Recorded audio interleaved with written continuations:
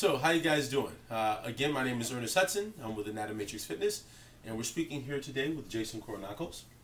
Had a pleasure of sitting down with him this morning and having a very nice breakfast, which he cooked. Something designed to keep me nice and healthy. Mm-hmm. And that's what Mr. Coronacos does, is keep people healthy. It's Mr. Coronacos to you, yes. So, what we like to do today is try to get some information from him about what he does and how he does it.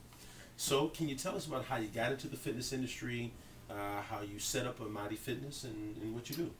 Basically, I started some years ago as a victim of a back injury. I was my undergraduate degree is in classical double bass, and I became acutely aware of the injuries and issues of performing artists, and I thought that would be an interesting field to explore. And as I was going through physical therapy, I was introduced to the gym and the different machines and strength training that way.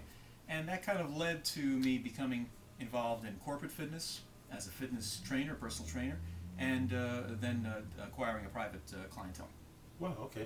So since you've done a couple different things in this, you're working for a corporation, doing your own private thing now, you've obviously seen the industry grow and change. How do you view the fitness industry? Well, we talk in terms of the industry being very embryonic and very changing very rapidly. I think it's got a long way to go in being organized. I think the sensation in this country of wanting to be in better shape in general is we're seeing more of that now than even 5 years ago, 3 years ago or so. So I see the industry as kind of growing and changing in leaps and bounds. So. Okay, cool. All right. So then, with that in mind, what is your target audience? Who do you get your product to? If I had a specialty or if I had a niche client, it would probably be what I consider a post-rehab client. That's somebody who's been in and out of physical therapy, occupational therapy, maybe somebody who's had an injury, a sports-related injury, or it could be a shoulder replacement. We do a lot of knees, a lot of lumbar spine issues, with the idea of showing that person how to better deal with getting back to your sport, going up and down the stairs, getting on the floor to pick up the grandkids, getting out of the bathtub, doing what we call in physical therapy the activities of daily living, or ADR. So post-rehab is what I would say. Okay, you mentioned physical therapy then.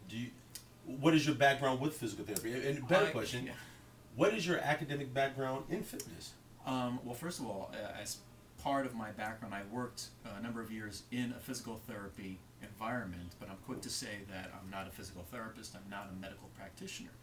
However, as an exercise design specialist within that physical therapy clinic environment, I was able to bring different modalities into the PT world that they were not aware of. My background is I have certifications from NASM as a certified personal trainer, a corrective exercise specialist. I do a lot of active isolated stretching through different organizations, and I'm a lot of kettlebell. I do a lot of kettlebell work with both rehab clients and strength training clients. So I have certifications from different kettlebell organizations. You can see us everything's lying around here. This is just my dining room, but this is where we do a lot of work. Okay, cool. Now, does the music help you at all, or the arts? Does that help you then? What you do? Yeah, I think so. I think there are very just the same way that you might have a tennis player or a golfer who has a very specific injury profile or a potential injury profile. A clarinetist, you'll have some cervical issues. A dancer, you're going to have some tendon and ligament issues. So I'm constantly relating back to that and see how I can relate it to the clients I work with. Cool. All right, good. All right, with the Mighty Fitness, do you have specific training methodologies or modalities that you prefer to use then that distinguishes you from other organizations? It's basically, and we've talked about this before, we're trying to give a client the best possible program design that is going to help him or her on the way back to 100% performance, whether it's wellness. So if it's something that a Mighty Fitness offers, it's the educational background that we can impart upon that client and have them go off and feel better about knowing how to go up and down a stair, knowing how to hit the golf ball in a better, more efficient way. Education, I would say.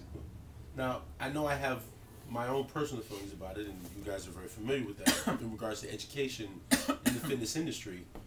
What is your take on education in the fitness industry? You okay? Yeah, just a little spot on my lung.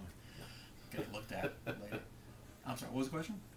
No, so in regards to education in the fitness industry, yes. How do you feel about that in the industry? I mean, some trainers say it's not necessary. Some say it is. How essential is it? It's absolutely essential to be educated. I mean, my master's is in exercise science, but with a specialty in rehab science. You'd like to know that the person that's working you in the gym or working you in the clinic knows his anatomy, his physiology, his kinesiology, can speak intelligently to the medical community, even though we're not medical practitioners ourselves, but we can speak intelligently about planes of motion. We can talk about origins and insertions of muscles. To be better educated is going to create and allow us to offer a better service to our client base. Okay, cool, good.